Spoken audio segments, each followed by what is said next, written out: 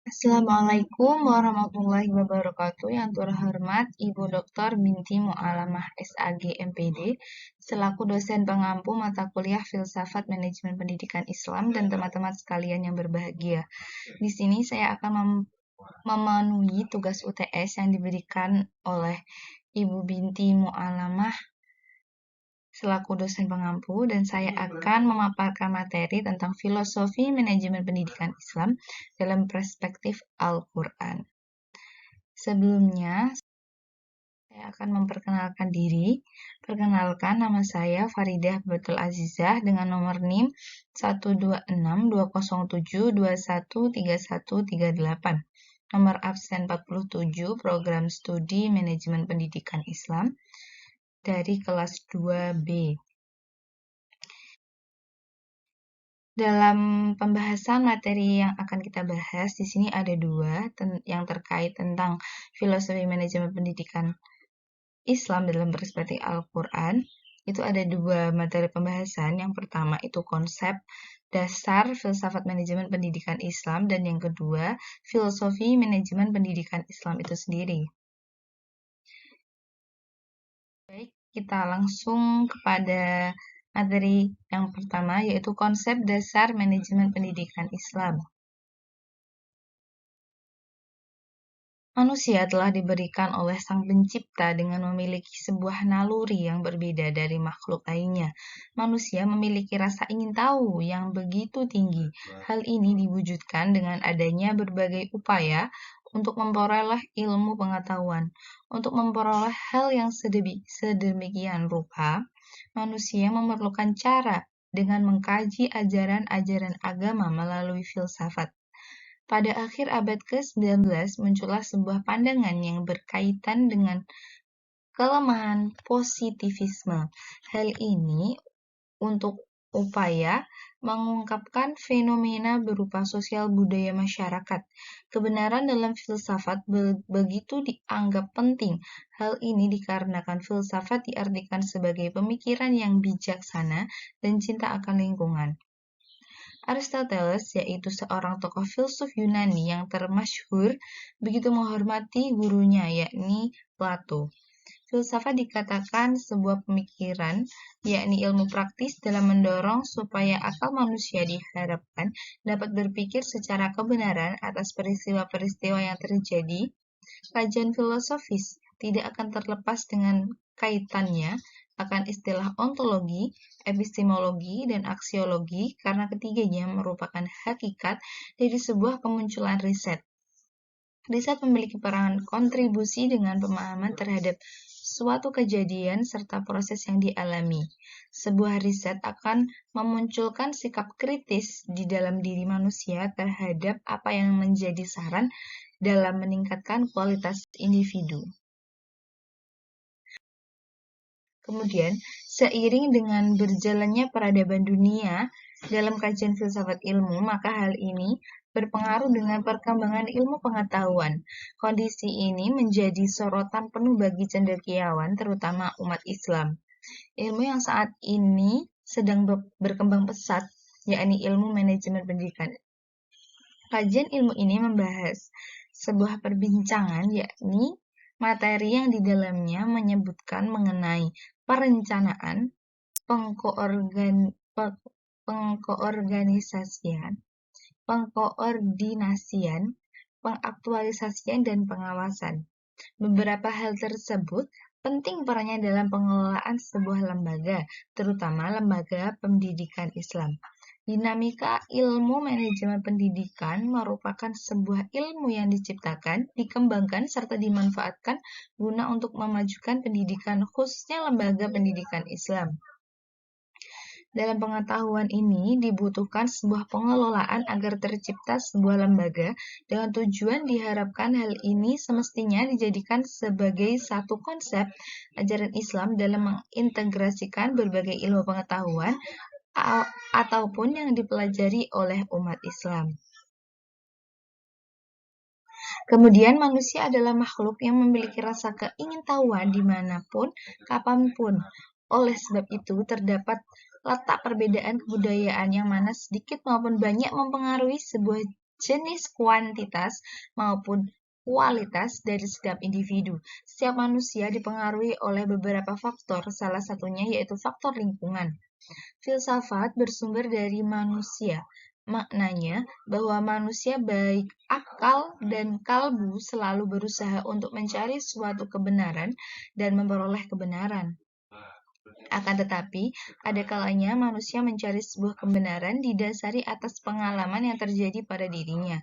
Hal ini tentu bukan merupakan suatu kegiatan ilmiah yang seutuhnya, namun bagaimana bentuk dari usaha itulah yang sebenarnya. Usaha itu dilakukan dengan menggunakan beberapa metode yang bertujuan untuk menganalisa dan menghasilkan titik temu yang diharapkan. Manusia akan selalu bertanya, mengapa suatu hakikat yang ada dalam diri manusia itu terjadi? Dalam artian, pada diri setiap manusia akan bermunculan pertanyaan apa, bagaimana, dan mengapa. Oleh sebab itu, manusia akan berusaha untuk mencari serta memperoleh jawaban, dan pada saat itulah manusia dikatakan sedang berfilsafat. Filsafat ilmu pada dasarnya merujuk kepada sebuah proses dan metode yang bertujuan untuk memperoleh pengetahuan secara ilmiah. Dalam hal ini, ilmu pengetahuan diperoleh dengan upaya sadar melalui tahap yang terdiri dari metode, prosedur yang kebenarannya dapat diuji. Metode ilmiah merupakan sebuah proses terjadinya kegiatan yang membangun ilmu pengetahuan dari pengetahuan yang bersifat pra-ilmiah dan sistematis, mengikuti aturan prosedur penelitian. Dalam hal pengembangan ilmu pengetahuan manusia yang bersumber dari pemberitahuan maupun pengalaman, hal ini tentu erat kaitannya dengan rasa keingintahuan dari manusia itu sendiri. Tentunya dengan kejadian tersebut membuat manusia memaksakan dirinya untuk terus berpikir dan menjawab rasa keingintahuannya. Setiap manusia memiliki kemampuan dalam mengembangkan pengetahuannya. Hal ini dikarenakan kemampuan yang dimiliki inilah membuat manusia mengikuti progres dari perkembangan ilmu pengetahuan. Nah, di sini dalam menentukan penemuan ilmiah, hal ini didasarkan pada karakteristik keilmuan yang terdiri dari yang pertama yaitu rasionalitas, yang kedua empiris, yang ketiga sistematis. Yang pertama yaitu rasionalitas, di mana pengertiannya yaitu penyelidikan ilmiah yang dilakukan dengan masuk akal serta terjangkau oleh penalaran manusia. Yang kedua, yaitu empiris, di mana sebuah cara tertentu yang dapat diamati orang lain dengan menggunakan panca indera manusia. Yang ketiga, yaitu sistematis, yaitu proses yang disertai dengan langkah ataupun tahapan yang bersifat logis. Nah, kita menuju pada pembahasan yang kedua, yaitu filosofi manajemen pendidikan Islam dalam perspektif Al-Quran. Ruang lingkup filsafat ilmu mencakup berbagai disiplin ilmu yang terus berkembang, termasuk di dalamnya yaitu ilmu manajemen pendidikan Islam. Manajemen pendidikan dalam perspektif Islam tidak mengungkapkan secara lebih jelas maupun khusus dalam Al-Quran mengenai konsep manajemen pendidikan. Walaupun demikian, arti manajemen asal katanya adalah yudabbiru, yang mengandung artian bahwa Allah telah mengurus, menentukan, dan mengatur segala urusan yang berkaitan dengan seluruh alam semesta ini dengan sempurna. Namun, walau tidak ada arti lebih khusus mengenai manajemen pendidikan, kata yudabbiru dalam bahasa Arab diartikan sebagai hal yang mengawal, mengatur, melaksanakan, mengurus, mengarahkan, serta mengendalikan. Secara teoritisnya, bahwa hal ini adalah perspektif Islam berkenaan dengan prinsip, nilai, serta fungsi harus ada dalam manajemen pendidikan Islam yang bersifat eksplisit maupun implisit. Fokus telaah kajian mengenai ilmu manajemen pendidikan Islam adalah manusia. Hal ini terlihat bagaimana peran dari manusia itu sendiri. Manusia merupakan rumus dari sebuah konsep serta ilmu manajemen pendidikan dan juga bagian dari sasaran manajemen. Oleh sebab itu, dengan perannya, manusia memiliki kemampuan dalam mengkritisi dalam ilmu manajemen pendidikan. Konsep manajemen pendidikan dalam Islam telah ada semenjak kelahiran Islam itu sendiri, yakni ketika Nabi Muhammad SAW sedang berdakwah di kota Mekah. Seiring berjalannya zaman, manajemen pendidikan Islam terus berkembang. Ini terlihat di kala Nabi hijrah ke kota Madinah, dan di sana beliau menegakkan pemerintahan Islam yang pertama kalinya. Artinya, kajian tentang manajemen pendidikan Islam ini telah dimulai sejak Nabi Muhammad SAW diutus menjadi seorang rasul dengan alasan beliau merupakan seorang pionir dalam mengatur manajemen pendidikan. Rasulullah sepanjang masanya akan selalu dijadikan panutan bagi pengikutnya sebagai seorang pemimpin karena sifat, sikap, dan perbuatannya. Model manajemen pendidikan yang diterapkan atau yang diperankan oleh Rasul memiliki 4 unsur, yakni tauhid atau ibadah, amal soleh, khalifah, dan kesuksesan. Hal ini diupayakan agar manusia mampu memainkan perannya sebagai khalifah, baik dari segi kepemimpinan dalam Islam. Ada beberapa hal yang menjadi fokus penting mengemban tugas, di antaranya adalah asyura, keadilan, serta hak kebebasan dalam menyampaikan pendapat. Pada dasarnya, bahwa dalam menjalankan ataupun melaksanakan tugas harus sejalan dengan nilai-nilai Islam, yakni di antaranya kewibawaan diri, peningkatan hubungan, efektivitas, kepemimpinan, peningkatan moral, dan cara mengelola atau pengelolaan yang beretika. Oleh sebab itu, perlu dilakukan upaya untuk merealisasikan manajemen pendidikan Islam dalam mencapai tujuan. Dalam hal ini, berdasarkan paradigma tauhid yang dijadikan sebagai filsafat manajemen pendidikan atas dasar prinsip Islam, maka dalam menjalankan fungsi manajemen organisasi itu sendiri, yakni seharusnya berasaskan pada amal ibadah serta bentuk kekhalifahan yang berpacu pada prinsip ajaran Islam itu sendiri. Yang sedemikian itu, sistem manajemen pendidikan harus bersifat komprehensif. Maksudnya adalah terintegrasi antara proses dan prinsip-prinsip ajaran Islam yang tidak merubah makna dari islamisasi manajemen pendidikan Islam itu sendiri. Nah, konsep manajemen pendidikan Islam dalam Al-Quran bahwa manajemen dikatakan sebagai bagian yang bersifat fleksibel, efektif, efisien, terbuka, kooperatif, dan partisipatif. Mengenai hal ini, maka diuraikan sebagai berikut. Yang pertama, yaitu fleksibel. Arti dari kata fleksibel yakni tidak kaku. Menurut Imam Suprayogo dalam bukunya bahwa berdasarkan pengamatan beliau, walaupun sifatnya masih terbatas, hal ini menunjukkan sebuah lembaga sekolah atau madrasah meraih prestasi unggul dikarenakan pengelolaannya dalam menjalankan tugas. Kemudian daripada hal ini memberikan sebuah penjelasan yang dalam terhadap tata cara pengelolaan sehingga memerlukan pengambilan keputusan yang bersifat tegas dan bijaksana. Sebagaimana firman Allah yang mengenai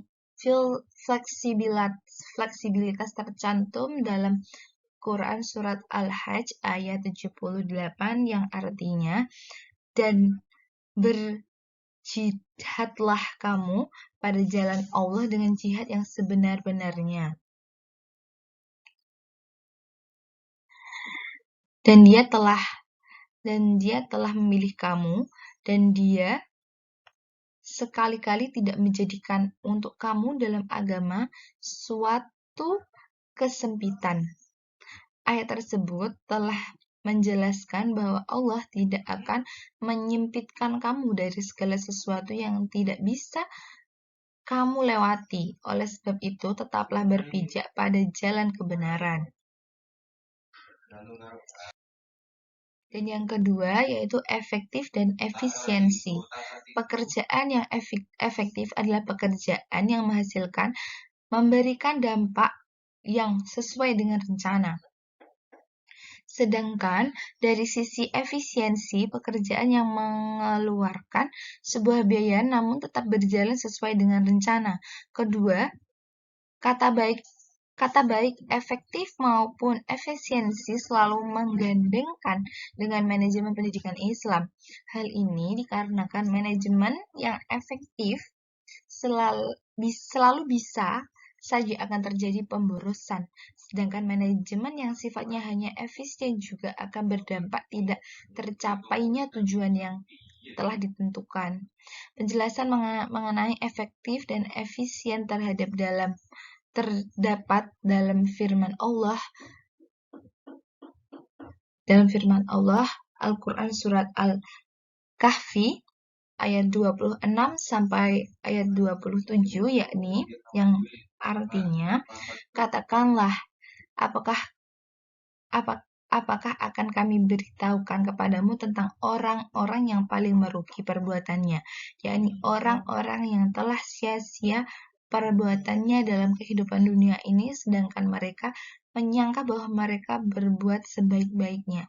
Dari ayat tersebut telah dijelaskan bahwa orang yang sangat merugi kehidupannya di dunia adalah mereka yang tidak memanfaatkan perbuatannya dengan baik, yang hanya duduk santai tanpa sebuah usaha. Dalam kaitan manajemen, hal ini menjelaskan bahwa ketika apa yang telah direncanakan namun tidak berjalan sesuai dengan apa yang diatur, maka hal ini akan sangat di dalamnya terdapat orang-orang yang bekerja keras untuk mampu mencapai sebuah target sesuai dengan tujuan yang hendak dicapai, dalam terkhususnya berdampak besar terhadap lembaga pendidikan. Yang ketiga yaitu terbuka. Kata terbuka yang dimaksud adalah tidak hanya hal yang berkaitan dengan informasi saja, namun mampu memberikan serta menerima saran atau pendapat dari orang lain. Khususnya dalam manajemen pendidikan, tidak hanya seorang pemimpin yang mampu mengambil kuasa, akan tetapi orang-orang yang terlibat dalam sebuah lembaga tersebut memiliki hak untuk menyampaikan pendapatnya. Al-Quran telah memberikan hak kepada setiap kaum muslimin agar berlaku jujur dan adil, karena hal ini merupakan bentuk dari sebuah keterbukaan. Hal ini tercantum dalam firman Allah Al-Quran surat An-Nisa ayat 58 yang artinya, sesungguhnya Allah menyuruh kamu menyampaikan amanat kepada yang berhak menerimanya dan menyuruh kamu apabila menetapkan hukum di antara manusia supaya kamu menetapkan dengan adil. Sesungguhnya Allah memberi pengajaran yang sebaik-baiknya kepadamu. Sesungguhnya Allah adalah Maha Pendengar lagi Maha Melihat. Yang keempat yaitu kooperatif dan partisipatif. Dalam melaksanakan tugasnya, seorang manajer dalam pendidikan Islam harus memiliki jiwa yang kooperatif dan partisipatif. Mengapa demikian? Karena beberapa hal yang menyebabkan manajemen harus bersifat kooperatif dan partisipatif. Hal ini dikarenakan dalam kehidupan kita tidak pernah bisa lepas dari keterbatasan, seperti telah disampaikan yang telah difirmankan Allah dalam Al-Quran surat Al-Ma'idah ayat 2. Bertolong-menolonglah kamu dalam berbuat kebaikan dan takwa, serta janganlah kamu bertolong-menolong dalam perbuatan dosa dan permusuhan. Ayat tersebut menjelaskan bahwa agar tercapainya sebuah tujuan pendidikan Islam, maka perlu adanya seorang manajer atau pemimpin dalam pendidikan mampu membuat perencanaan, mengorganisir, menggerakkan, serta melakukan kontrol dengan mengetahui sebuah kekuatan atau strength, kelemahan itu sendiri. Kita harus tahu bagaimana kelemahannya, di sisi apa kelemahannya, kelemahan atau weakness peluang atau opportunity, serta ancaman atau threat yang mampu mengatur lembaga pendidikan Islam sesuai dengan apa yang tercantum dalam Al-Quran. Selesai sudah materi yang kita bahas pada kali ini. Apabila ada tutur kata saya yang salah, mohon maaf. Billahi taufiq wal hidayah waridho wa inayah. Wassalamualaikum warahmatullahi wabarakatuh. Semoga bermanfaat.